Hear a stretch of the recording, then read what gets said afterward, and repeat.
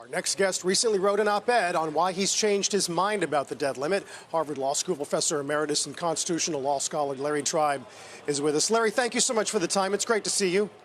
Great to see you. Your op-ed made huge waves in which you basically ask whether or not there can be an arbitrary dollar limit on spending. You think the answer is no. I wonder if you think this has made any headway in your piece about the discussion. Well, I don't know for sure because I'm not talking daily to the president, of course. But during his press conference after meeting with Kevin McCarthy, he said that he had considered my views and was taking them into account. He's not ready to necessarily agree that the 14th Amendment requires him to meet all of our debts regardless of the debt ceiling, but he's considering it.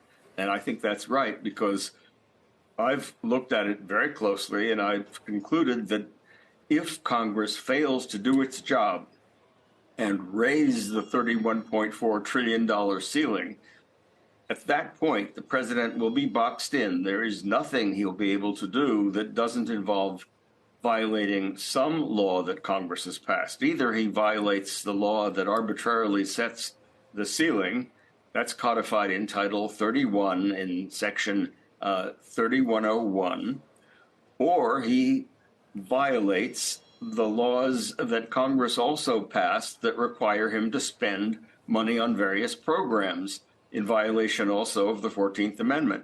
Right. And there is a unanimous Supreme Court decision, a decision called Train versus City of New York in 1975, that says that when Congress has required the president to spend money on various programs, in that case, it was on a clean water program, he must do so.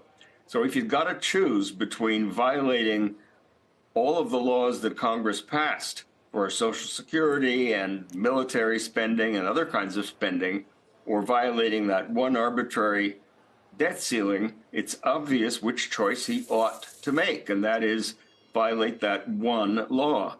And I must say that there are a number of commentators who have just stated the law incorrectly. They've said the president will then have no borrowing authority. That's not true. His borrowing authority, which is also in Title 31, comes from a group of other sections of the law, sections 3102 through 3106. Those are the ones that authorize borrowing. They will still be in place even if we have hit the ceiling, which is in a separate law, Section 3101. So technically, and I know that you guys are used to getting into the nuts and bolts, technically he will be borrowing with the authority of Congress. It's just that Congress's instructions that he has to stop borrowing at a certain point, those have to be disregarded so he can pay our bills. Right. You write at the end of this piece, it's actually a chilling line, the only way out of this forest is through the trees. And certainly in this kind of scenario, we would be monitoring the market's reaction to this legal fight. How quickly could this be settled, if it can get settled? Well, it could be settled quite quickly because there is a lawsuit already pending naming the president and the secretary of the Treasury as defendants. It's brought by 75,000 federal employees whose jobs are on the line because it's not clear that the president is going to follow the path that I've described. That case could shoot right up to the U.S. Supreme Court very quickly, and this is not one on which you would expect conservatives and liberals necessarily to split in the usual way. The court is likely to favor the conservative path of paying our debts. And it might achieve that by saying, you guys have to work it out rather than working it out itself.